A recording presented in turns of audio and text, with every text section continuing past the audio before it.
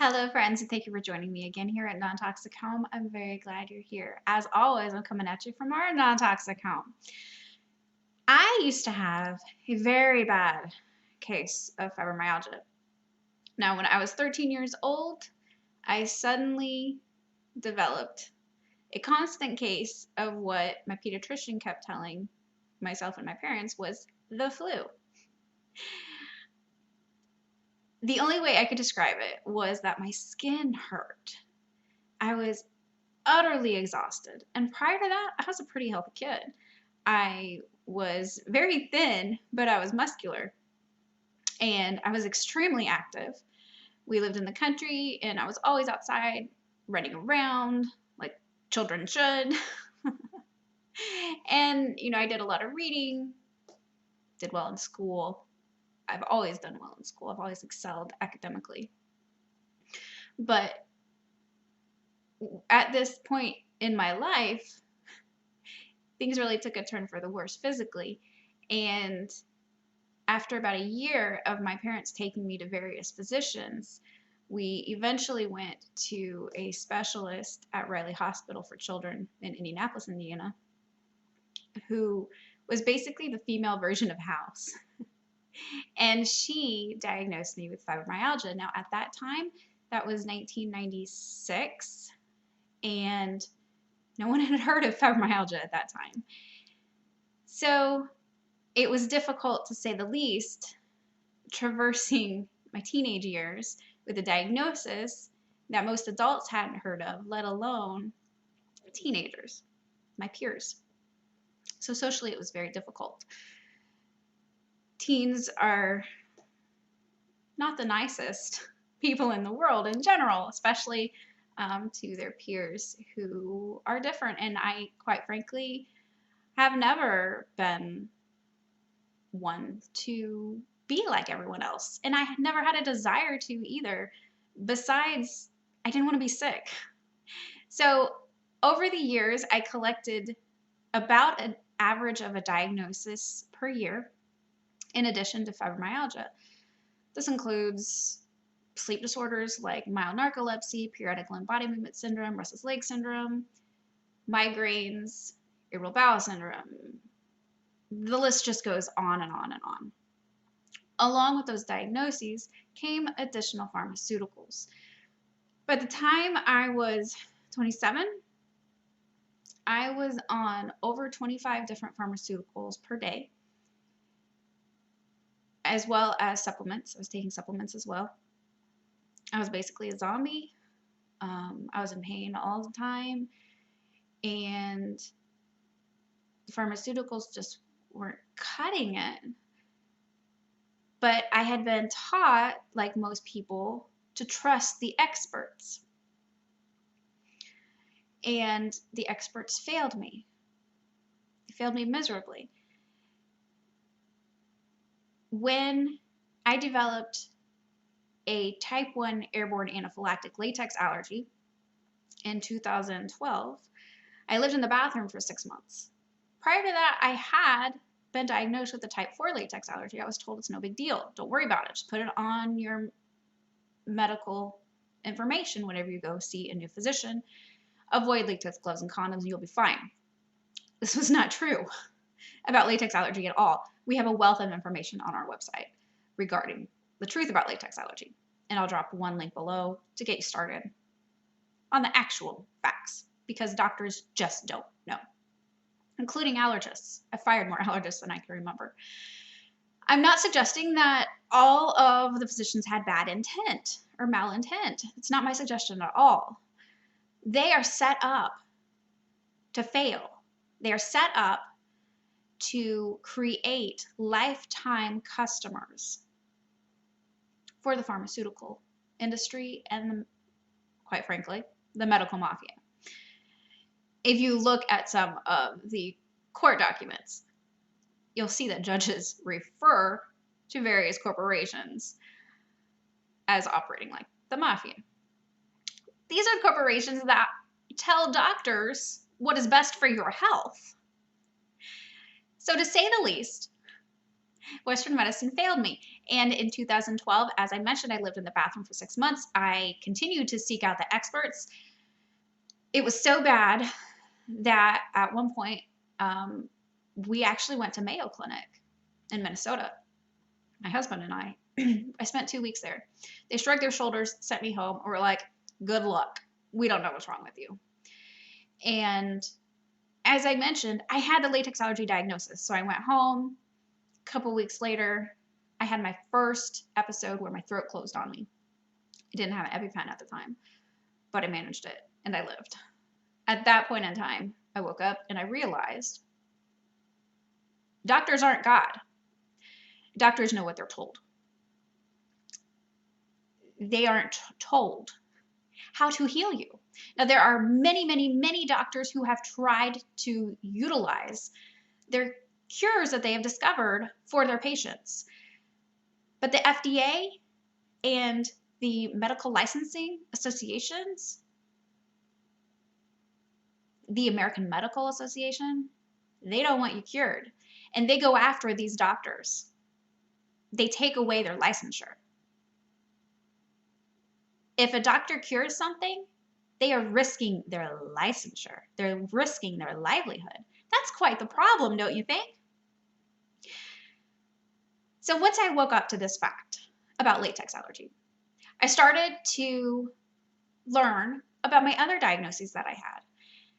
And I realized that what I was putting in my body was poison for the most part. So I have actually 4 bullet points of things that over the years I changed in my life that have provided me with health benefits rather than death benefits. They are providing energy to my body rather than poisoning my body. They are completely healing and removing diagnoses. Now, it's 2020 right now, so it's been 8 years since it's about right about 8 years right now since I woke up to the fact that doctors are not gods. And I had to take my health into my own hands. I have healed so many diagnoses besides fibromyalgia. And I'm going to tell you how, because you can do it too. Now, the FDA wants me to say here, this is not medical advice. This is not medical information. This is not intended to diagnose, treat, cure, prevent, mitigate, or otherwise address any symptoms or diagnoses under the sun. I'm not a doctor. Consult your doctor or a medical professional. Now, with all of that said, I have not had symptoms of fibromyalgia since 2016. It's been 4 years now. And I'm comfortable saying that I'm not just in remission, I'm cured. There's a reason for that. Now, I actually went into remission for fibromyalgia in 2014. So it only took me 2 years to go into remission. Now, in 2016, I went back into remission, or I developed fibromyalgia again. And I'm going to tell you what caused that here later.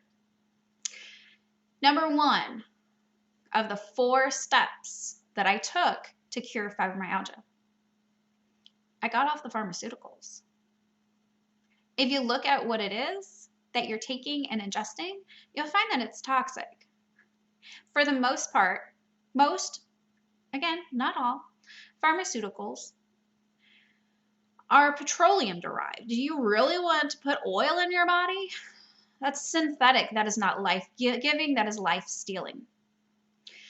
Now, you have to be very careful about going off of pharmaceuticals. I did a lot of research before going off any pharmaceuticals, and I did consult a physician about one that I just was so tired of researching. I depended on my doctor to know how I should get off of it. That was Celexa. So I asked him, he said, oh, well, you're on such a low dose, just go ahead and stop cold turkey, you'll be fine. And I told him, well, I've been on Celexa for like 10 years. I've been on Celexa pretty much since it came out on the market, I think, if I remember right. And he said, no, don't worry about it. You're going to be fine. Just stop taking it and it'll be fine. So that's what I did. And the next morning I woke up and I wanted to kill myself. I was suicidal. I had suicidal ideation. Fortunately, I called my best friend and she came over and, we got it taken care of. I'm not suggesting that if I'm in a car accident or have severe trauma, I'm not going to go to the emergency room. Western medicine has great potential in addressing trauma. Pharmaceuticals are great. If you lose an arm, for things like that. But when it comes to chronic illnesses, pharmaceuticals are toxic. They harm your body at a cellular level. They harm your organs. I'm still recovering from taking all those pharmaceuticals. But you can't just quit things cold turkey. It took me years to get off of all of the pharmaceuticals. It actually was, it's 2018, late 2018, when I finally got off of the last pharmaceutical. So it took me almost 6 years, about 5.5 years to get off of all of the 25 plus pharmaceuticals I was taking every day. So you have to be careful. You have to do your research, consult your doctor, and research it as well. You also have to just listen to your body and ask your body. Now, what I did is I would find the food medicine that addressed a symptom that I was taking a pharmaceutical for, and I would start that food medicine for probably a month or so and gradually get off of the pharmaceutical. You can cut them up into halves or even quarters. You don't just stop things cold turkey, please. Again, this is not medical advice. Talk to your doctors about this, all right? Hopefully you have a doctor who does the research and takes the time to ensure that things are done properly. But you have to take responsibility for your health as well. No one cares about your body and how your body functions and your long-term health more than you do. All right? All right, so that's step one. Today, I don't take any pharmaceuticals at all. Everything that I take is either food medicine or I take herbs, lion's mane mushroom, and none of these things are for fibromyalgia, friends. None of them. Just getting off of the pharmaceuticals themselves removed, cured, whatever you want to call, most of my diagnoses. Now today, I'm dealing with mast cell activation syndrome, electromagnetic hypersensitivity syndrome, multiple chemical sensitivities, and a latex allergy. Years ago, actually not that long ago, but years ago, my diagnosis list was probably about 20 long, and I was sick all the time. I had a cold or the flu about 10 months a year, and that's not an exaggeration, as well as a sinus infection. So number one was pharmaceuticals. Number two was diet. I've already touched on that as far as food medicine goes. Eating anti-inflammatory foods and avoiding inflammatory foods made a huge difference in my pain level. And it makes sense because if you are putting fuel in your body that causes inflammation, you're going to have pain. So I kicked gluten completely years ago, and that makes a huge difference. Now, if I eat gluten now, I'm going to have some pain because it's not good for my body. My body hates it. So don't assume, though, that just what works for me is going to work for you. Every body is different, and anecdotally anyways, the blood type diet seems to have something to it. Meat for me is not beneficial. It never has been. Even when I was a kid, I didn't like to eat meat. I didn't find that it gave me any benefit. It made me feel bleh, basically. And also, eating organic. Now, if I eat non-organic food these days, a little bit, it's not going to be a big deal. And of course, the USDA certification program is not what we're told. So if you can grow your food, or if you can find farmers that you know and trust that are spray-free, That's ideal. Now, there's always drift from nearby farms, and they're spraying crap in the sky that's toxic. They're putting toxic crap in our water. You can't avoid everything as far as toxicity goes, but you can avoid a lot of things. The lower your burden as far as toxins in your body, the better your body's going to function. Your body wants to heal itself. Now, obviously, I'm not cured of the other issues that I have, but the fibromyalgia, like I said, I'm confident in stating that it's been cured. It hasn't been an issue for 4 years for me. Now, when it was an issue for me, by the way, we're moving on to number 3 right now. The most recent time that fibromyalgia was an issue for me, when it came out of remission, it was 2016, January. My late mother went into the hospital in Indianapolis, Indiana. She was extremely sick. They didn't know what was wrong. They poked and prodded and tested her. I went to visit. She'd been there a couple days, and I couldn't leave. I just couldn't. She was sick all the time. And she needed that comfort. She needed someone there with her. Now, I'm very chemically sensitive. And as a result, the chemical sensitivity for me is a result of the mast cell activation syndrome. It's actually a symptom for me. And for me, one of the most dangerous places in the entire world is the hospital. Hospitals equal death. Now, if you go to the hospital and you asked about latex, they'll be like, oh, we're all latex free. That is not true at all. A lot of hospitals still have latex gloves that they use for cancer patients. They still have latex catheters.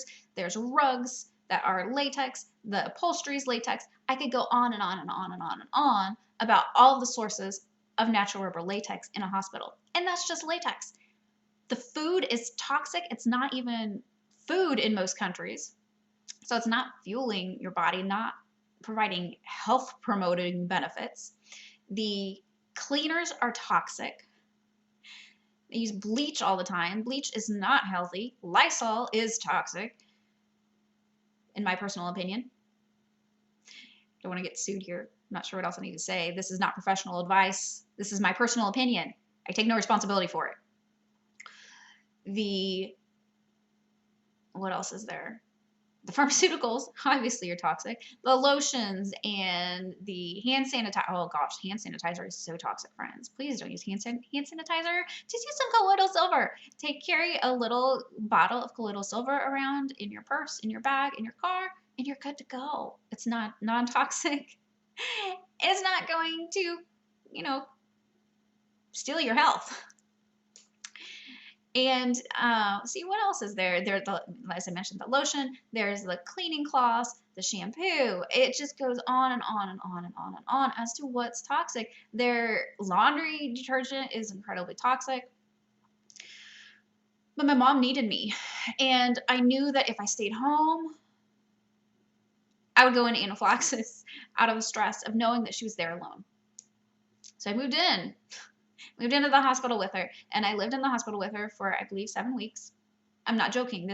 I really lived in the hospital with my mother. The nurses were amazing. They were absolutely fantastic. They were so appreciative to have the help because they are set up to not be able to provide the care that they want and need to provide to patients. So I did a lot of the nursing. Quite frankly, I did a lot of the care for my mom.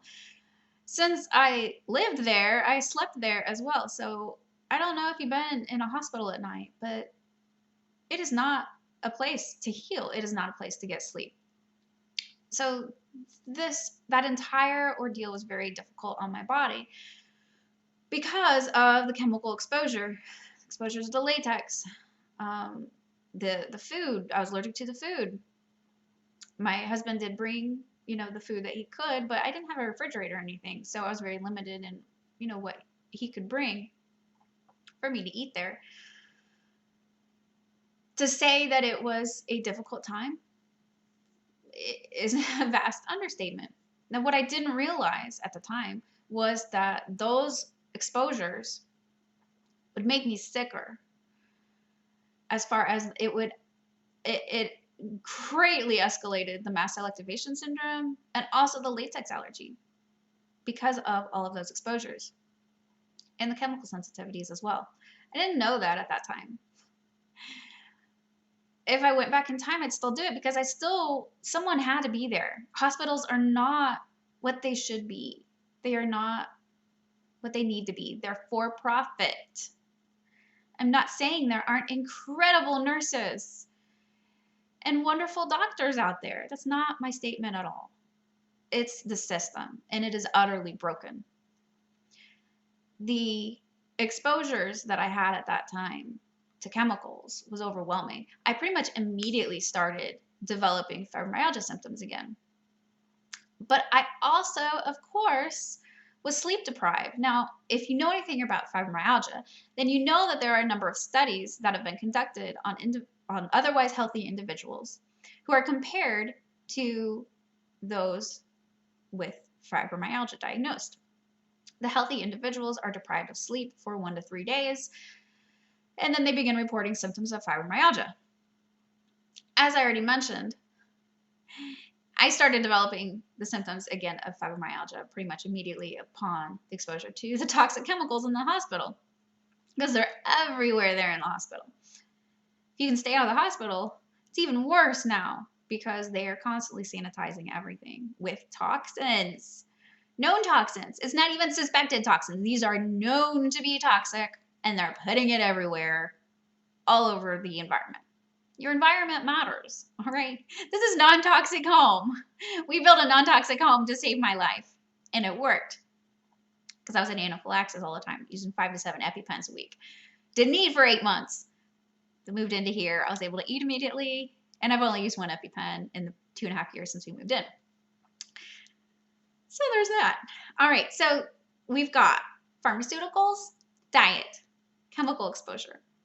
Now it took me, I want to say, gosh, I don't even know, probably about 6 months before I really got the fibromyalgia symptoms dealt with again. And the reason for that is because I was taking so many pharmaceuticals at the time and poisoning myself, but it was preventing anaphylaxis.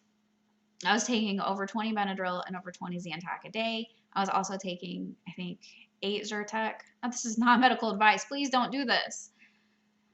I did this for my mom.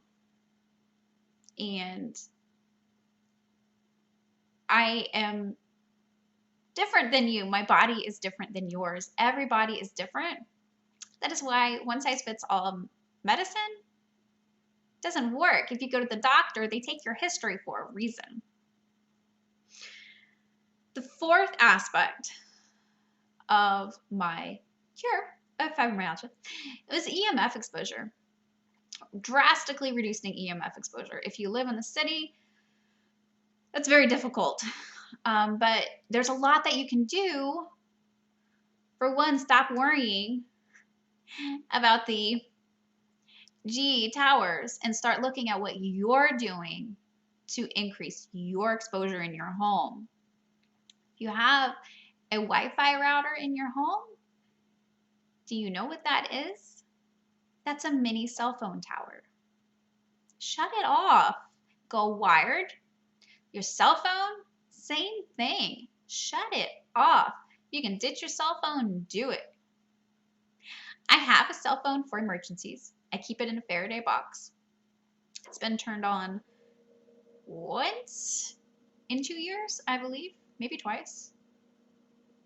Actually, I think twice because the power went out and my husband wasn't here, and I wanted to be the phone went out and my husband wasn't here, and I wanted to be sure that he knew that I wasn't lying on the floor holding the landline. Anaphylaxis is serious, friends. Anaphylaxis can kill. So that I wanted to be sure that he knew that I was all right as far as that goes. So reduce your EMF exposure because that matters too. That impacts you on a cellular level. It impacts your voltage-gated calcium channel. It wreaks havoc all over your body in every single organ system because it impacts the mast cells. It triggers mast cell degranulation. When mast cells degranulate, they basically shake and they dump all the crap that's in them. And that's all sorts of chemicals. Those chemicals go all over your body and can literally cause just about any kind of symptom. It can cause a symptom in any organ in your body. And that's the case for everyone, not just for people with mast cell activation syndrome. That's what EMFs do, or EMRs, whatever you want to call them. I'll also drop a link below to some of, I think it's five free ways to reduce your EMF exposure at night. There are a number of other ways, of course, to reduce your EMF exposure. Take baby steps. This whole thing took me years of research, years of trial and error, years of listening to my body. I'll also drop a link below to how I test products for personal tolerability. And you can also use that for testing supplements and foods, asking your body whether they'll help or harm your body. The same goes for pharmaceuticals. Now, it's possible that you might need to be on a pharmaceutical longer than you like. I was on, was it Zyrtec? Zyrtec. Up until, I think, fall of 2018. It was very difficult for me to get off of. Extremely difficult. I replaced it with like 5 different supplements in order to get off of it because my body was just so addicted to it somehow. But I got off of it. I'm actually starting to have a little bit of a reaction as it is because I'm clearing my throat. So I actually need to go take some doc, but I'm actually done. So if you could please like this post, engage with it somehow, drop a comment, let me know if you've cured fibromyalgia as well. If you have any questions, please feel free to ask them. I can't promise that I'll be prompt in responding.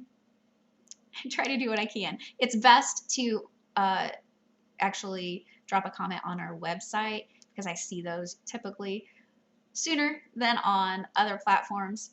If you are commenting on MeWe or Minds or Facebook, I probably won't see that comment. I have mental health needs and being frustrated about people who don't do the research is not beneficial. Thanks so much for being here, friends. Be sure to like, subscribe, and share. If this has been helpful, consider joining us on Patreon for just $1 a month to help pay for website costs because they're not free. Thanks so much for being here. Have a beautiful and blessed day, friends.